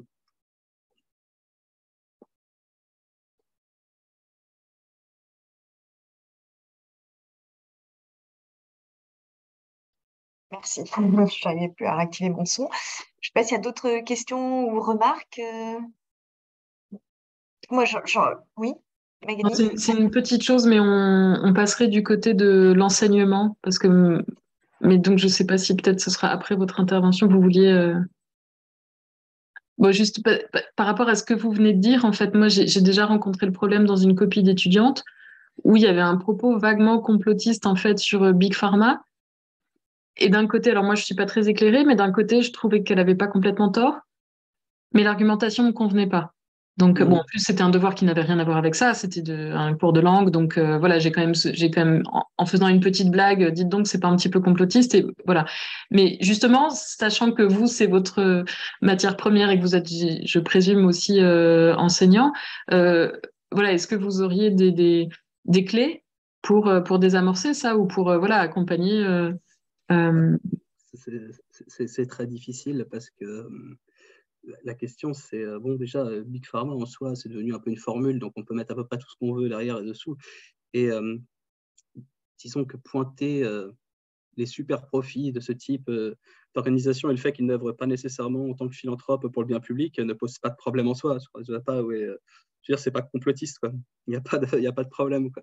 Ensuite, c'est la question qui est toujours difficile, c'est à quel point ça part de la provoque, à quel point ça part d'une certaine forme de doute un peu désordonné, comme je disais tout à l'heure, protopolitisation, parce qu'en en fait, souvent, il y a la dénonciation, mais il n'y a pas de projet politique alternatif réel derrière, ou alors est-ce que c'est vraiment de l'adhésion? Et c'est là où c'est très difficile, c'est-à-dire qu'on est sur vraiment des gradients, et qui, encore une fois, pareil, ne sont pas quantifiables, hein. C'est assez compliqué. On voit des gens qui peuvent basculer, qui peuvent revenir, qui peuvent aller plus loin de certaines choses et moins loin. Donc ça, c'est très difficile. En tout cas, ce qui est certain, c'est que si c'est des gens qui se posent vraiment des questions, qui ont vraiment des doutes sincères, moi, je crois qu'il faut le prendre au sérieux. Il faut vraiment le prendre au sérieux, essayer de discuter, d'échanger en disant « Ouais, d'accord, ok, tu crois, par exemple, je sais rien, moi, que le gouvernement te ment, que Big Pharma, ceci, cela et tout, mais ok, très bien, peut-être. Mais pourquoi est-ce que tu crois que celui qui va te révéler ça n'est pas en train de te mentir aussi? Quelle est la solidité de ses preuves? On peut essayer d'accompagner. Ça, c'est vraiment pour quelqu'un qui se pose des questions sincères. Si la personne est vraiment déjà trop loin, elle est vraiment très, très, très, très convaincue qu'elle a adhéré à une vision du monde dont je parlais tout à l'heure, que ça a fait système, là, c'est beaucoup, beaucoup, beaucoup plus compliqué. C'est difficile. En tout cas, ce qui est certain, c'est que la mauvaise posture, c'est celle qui consiste à se foutre d'eux, à se moquer, à les caricaturer directement à l'ultima ratio. Et comme on a vu finalement avec ces hésitants vaccinaux, qui était immédiatement qualifié de complotiste. Et il y a eu au tout début, je ne parle pas après, parce qu'après il est un peu parti un peu plus loin, et aussi pour des raisons électoralistes, Florian Philippot, interrogé sur CNews, il dit qu'il va organiser une manifestation pour les défenses des libertés individuelles. Et lui dit, oui, moi je suis pour la liberté de choix entre le vaccin et pas le vaccin. Et là, le présentateur lui dit, donc vous pensez qu'il y a une micropuce 5G qui est un grand complot? Bah non. Bah si. Non, bah non, non, non. Et là, on voit que c'est pas, ça marche pas, quoi. C'est pas parce que. Et de toute façon, on a ce problème-là avec le complotisme depuis des années. On nous présente la figure type du complotisme, même si elle n'existait pas, comme étant un jeune issu des banlieues, qui va sur Internet, qui est en échec scolaire, qui croit aux reptiliens ou à la Terre plate, quoi, alors qu'en fait, ça ne concerne personne. Les reptiliens, la Terre plate, ça concerne, genre, peut-être, je sais pas, évidemment, il y a des gens qui croient à ces trucs-là, mais c'est infinitésimal, c'est un épiphénomène de chez épiphénomène. Donc, on a ce problème-là, on a ça, c'est-à-dire cette espèce de caricature qui en plus est contre-productive, qui est vraiment contre-productive parce que de plus en plus, on a des gens qui disent « ouais, je suis complotiste » et alors j'en suis fier. Parce que être complotiste, c'est dire la vérité. Et si c'est machin qui dit que je suis complotiste, eh ben, c'est encore mieux.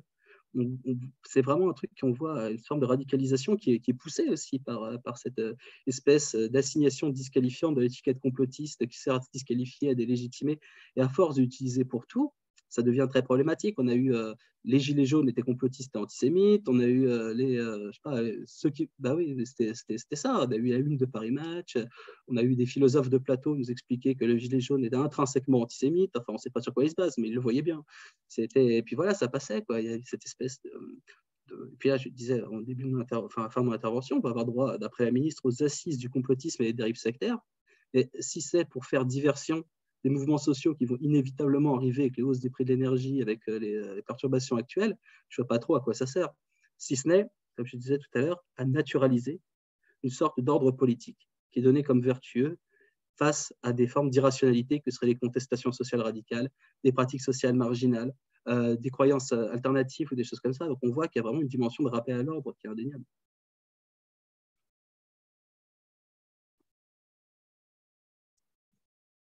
Oui, Coralie. Pour rebondir, je trouve que c'est intéressant cette question auprès des étudiants parce que ça pose aussi la question de l'éducation aux médias, à l'information derrière. Enfin, une fois qu'on est confronté à ces propos, effectivement, ce que tu dis, Julien, c'est vrai que nous, ce qu'on a pu expérimenter dans le cadre d'un dispositif d'éducation aux médias à l'info, c'est de ne pas s'attaquer à l'idéologie, c'est-à-dire de ne pas répondre sur le terrain idéologique en disant tu as tort, je vais te prouver comment, par des questions historiques, philosophiques, etc. Mais vraiment de s'attaquer au contenu de l'information et de dire, bah, regarde, on va regarder cette vidéo, bah, en fait, il y a des effets de montage, tu vois le ton, la voix, là, l'intervenant, c'est qui, et ça, c'est des trucs qu'on retrouve dans pas mal de vidéos, etc. Donc, vraiment, plutôt passer par le contenu de l'information, mais voilà, de ne pas aller sur le terrain idéologique, ça fonctionnait assez bien. Hold Up, par exemple, alors il y a c'est Clément Viktorovitch, je crois, qui a fait une super intervention dans Click, l'émission. En fait, c'est un peu un exemple, c'est une illustration, mais il s'attaque au documentaire Hold Up et puis il montre comment il y a des procédés rhétoriques manipulatoires dans le documentaire. Et en fait, ça, quand je l'ai passé aux étudiants, bah, ils disaient, ah, bah ouais, c'est vrai que c'est évident. Enfin, en fait, bon, alors il le fait bien parce que c'est médiatique, c'est Clément Viktorovitch et tout ça, mais en fait, ça fonctionne bien. Il ne dit pas c'est faux, c'est vrai, mais il dit voilà, là, on voit bien que dans le contenu, il y a un problème, on cherche à nous manipuler dans le montage. Et ça fonctionne bien. Ah non, c'est sûr qu'il faut mieux partir de ce genre d'approche comme ça que de prendre des trucs comme les prescriptions du rapport Pascalini-Bronner ou des trucs comme ça où c'est complètement transmissif, où ça n'a aucune espèce de réel. Mais bon, on travaille. Peut-être qu'il ne faudra pas mettre ça sur la vidéo. Un contre-rapport à quelques-uns. On va rigoler. C'est vrai, je commentaire. Il faudra couper. Tu couperas. Je voudrais je trouve vraiment que c'est très intéressant, à la fois d'un point de vue méthodologique, parce qu'on voit la difficulté d'articuler le quanti et le quali, c'est-à-dire de bien voir entre le déclaratif, les pratiques, la complexité en fait de mener des enquêtes sur ces questions en fait, en ayant une rigueur méthodologique pour pas arriver à des conclusions qui seraient fausses pour le coup. Donc, je trouvais que c'était vraiment très très intéressant. Et je voulais revenir un petit peu sur tu as terminé en mettant l'accent sur la façon dont il y a une reprise cette fois d'activistes qui ont une vraie expérience d'activistes en ligne. Et je voulais savoir sur justement ces minorités activistes en ligne qui portent des discours complotistes. Est-ce que tu as observé des adaptations de leur stratégie justement en ligne récemment? Moi qui m'intéresse un petit peu à ces formes de pratiques en ligne et pour comprendre aussi leur succès. Alors, tu citais que Google, alors je ne sais pas si ils achètent, tu vois, par exemple pour infovax.fr, là, c'est pas des complotistes, hein, c'était les courants anti-vax. Si eux, ils achètent, enfin, si c'est du référencement naturel ou s'ils achètent en plus pour être en première ligne, et d'autre part, si dans les courants, cette fois complotistes, activistes en ligne, tu disais le risque, c'est qu'ils aillent sur des réseaux beaucoup plus c'est ce qui se passe, c'est déjà le cas. invisibles. Voilà. Donc, sur ces questions-là, est-ce que tu as des éléments Alors, pour commencer peut-être par la dernière partie, ce que tu disais, oui, ça y est, ils y sont sur les réseaux sociaux alternatifs, on peut les appeler comme ça. Ils y sont déjà, ils y sont prêts, ils sont préparés. Ça devient presque une fierté, même pour certains d'eux. Moi, je ne suis plus sur YouTube, je ne suis plus sur je sais pas moi, sur Twitter, je suis sur Gab, je suis sur Mind, je suis sur Odyssée. Et le problème, c'est qu'il n'y a pas de modération sur ces réseaux-là. Certains, par exemple, comme d'ici, est conçu sur un modèle de blockchain. Donc, les contenus bougent en permanence, c'est quasiment indéplatformable. C'est là où il y a un problème, c'est qu'avec, si je me place du côté régulatoire, l'Europe va mettre, le DSA, Digital Service Act, qui va réguler les plateformes numériques, et notamment les très grandes, rentre en vigueur là, début 2023, c'est un règlement. Il fait suite au code des bonnes pratiques de lutte contre la désinformation qui est paru en juin. Et l'Union européenne demande aux grandes plateformes de mettre en place à la fois des mesures de déréférencement, de déplatformisation, mais en même temps, elle veut promouvoir la rupture du monopole de ces plateformes en créant des plateformes alternatives. Donc là, je ne sais pas à quoi ils jouent. Et ça va leur faire drôle, parce qu'ils vont voir toutes ces nouvelles plateformes qui existent déjà, où finalement les acteurs radicaux vont parce qu'ils trouvent un terrain d'expression encore plus favorable. Et moi, je fais toujours le parallèle avec ce qui est des logiques de lutte contre les extrémismes politiques, notamment. Il y a deux types de logiques qui existent. Tu as la logique politique et la logique de service secret, de service de renseignement. La logique politique, c'est de dire on va interdire, on va dissoudre. C'est bien, ça fait de l'affichage. Ça, c'est ce que fait l'Union européenne, c'est ce que font les plateformes, en disant on va déplatformer monsieur machin. De l'autre côté, sauf que quelque part, on les perd un peu, on n'arrive plus à les suivre, on a beaucoup plus de mal à savoir avec qui ils sont, on a moins la main sur les logiques algorithmiques et ces API, donc on arrive moins à faire d'analyse de réseaux sociaux en suivant qui va avec qui, etc. Donc, il se retrouve ces plateformes-là, où en plus, on a plus de mal à les suivre parce qu'on les connaît très mal, et comme elles ne sont pas modérées, ils se lâchent encore plus. Les discours sont encore plus radicaux. Et on est vraiment là-dedans. C'est d'un côté affichage politique qui dit on va les virer, on va les mettre ailleurs. Mais le problème, c'est qu'on les met dans la nature, on a plus de mal à les suivre, alors que tant qu'ils restaient sur YouTube, tant qu'ils restaient sur les trucs, non seulement ils se tenaient, et en plus, on arrivait à les suivre. Là, c'est encore pire, en fait, ce qui se passe, c'est qu'on les envoie vers des plateformes alternatives où ils sont tout fiers d'être. Donc ça, c'est pour la première chose. Ensuite, est-ce qu'il y a vraiment des ruptures de stratégie ?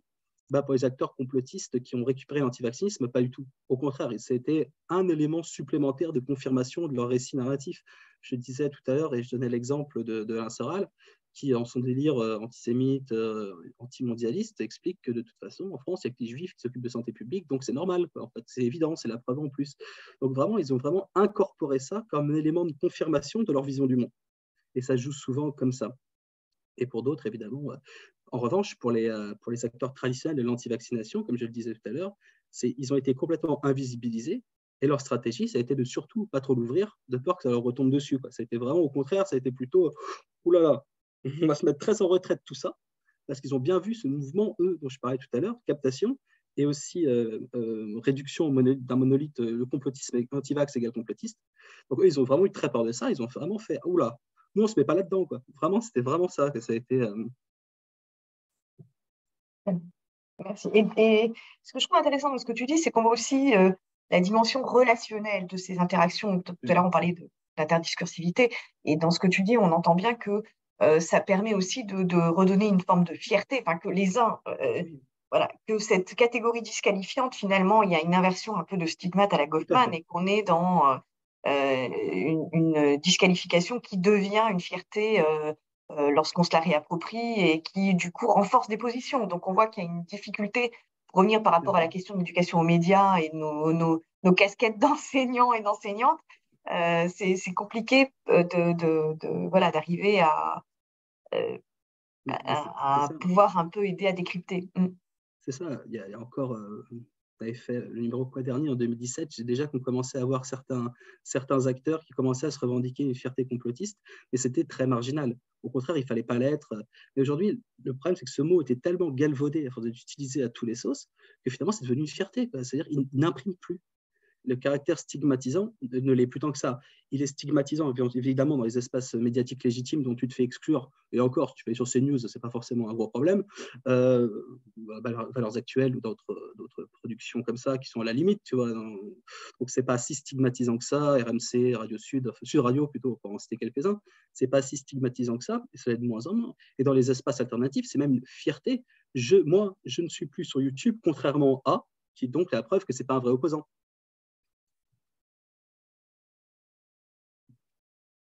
Et sur la porosité, justement, avec des influenceurs qui ne seraient pas dans ces sphères-là, est-ce que tu as observé, en tout cas au niveau des acteurs, plutôt en termes de sociologie des acteurs, des nouveaux acteurs qui se retrouvent un peu embarqués dans ces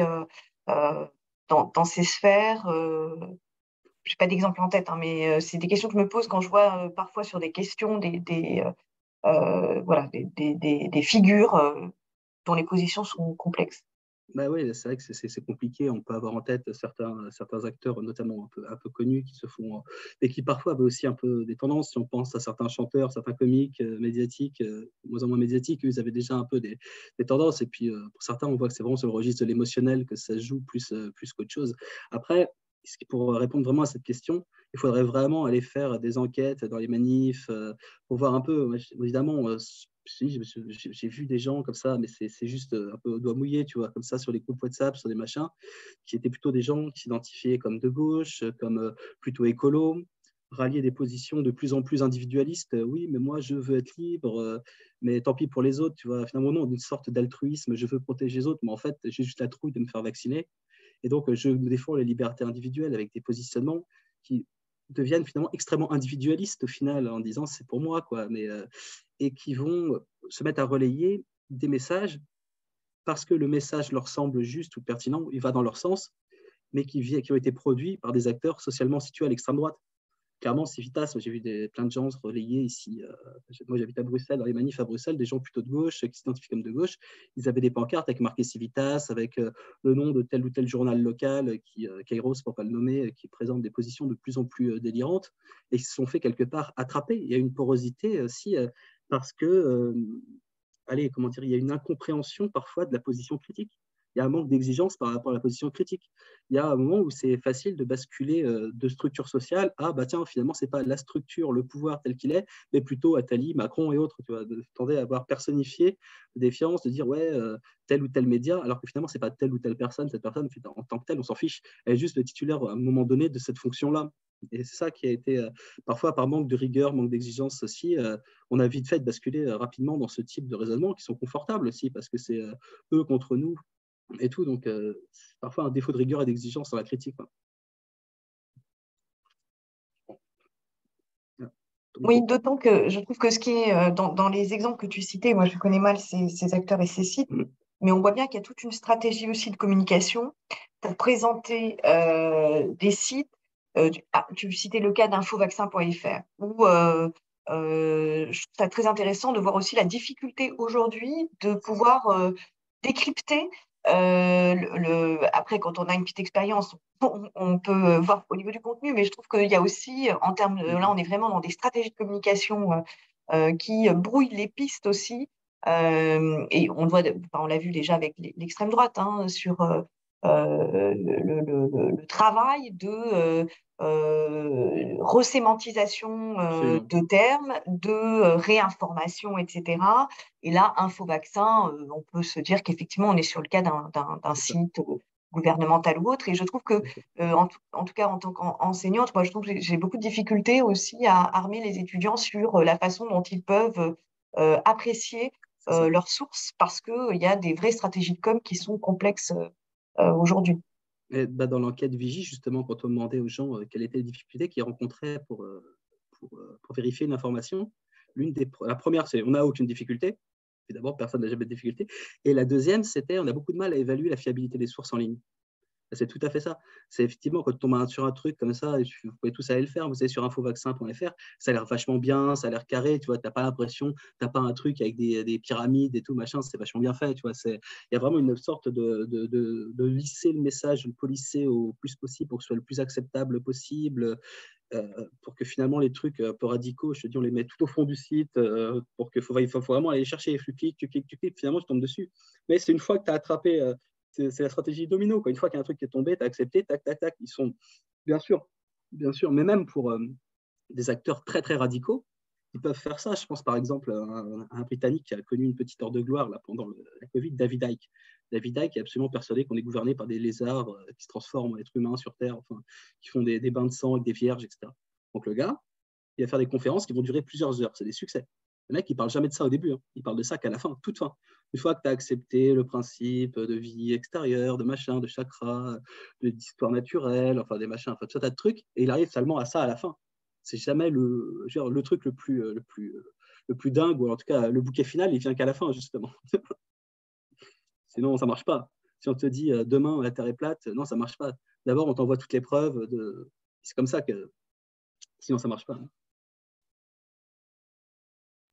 Non, c'est très intéressant. Et est-ce que tu as, justement, j'ai trouvé ton tableau d'arguments